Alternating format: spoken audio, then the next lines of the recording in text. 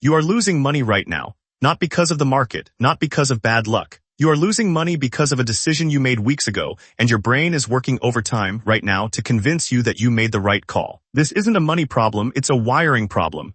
Wall Street has a name for it, the disposition effect, and once you understand it, you'll never look at your bank account the same way again. Stay till the end because by the time this video is over, you'll be able to spot this bias in your own decisions before it costs you another dollar.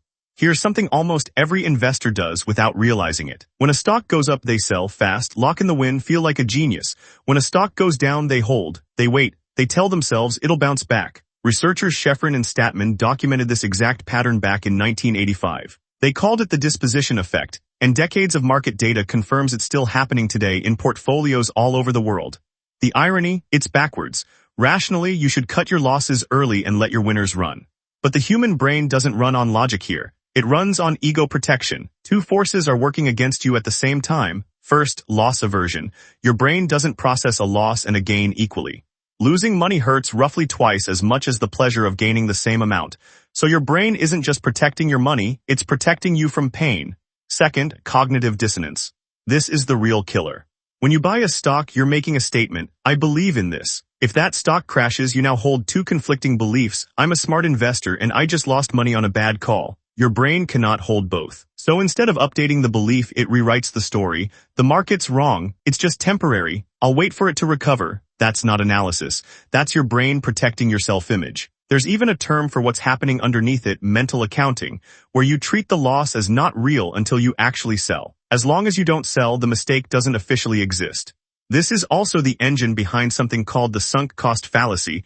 The more you've already lost, the harder it becomes to walk away, because walking away means admitting it was all wasted. So you double down instead. Not because the data tells you to, because your ego does. This isn't just a stock market story.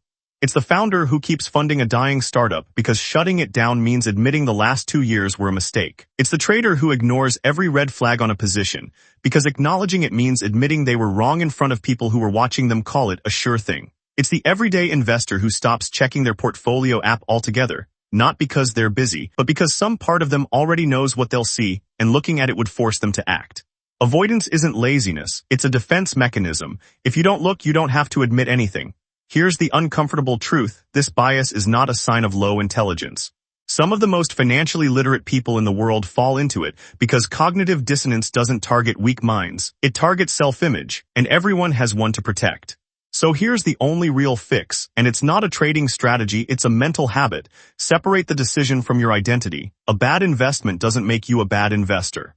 It makes you a human being who reacted to incomplete information, which is what every investor does every single time. Ask yourself the one question that breaks the loop.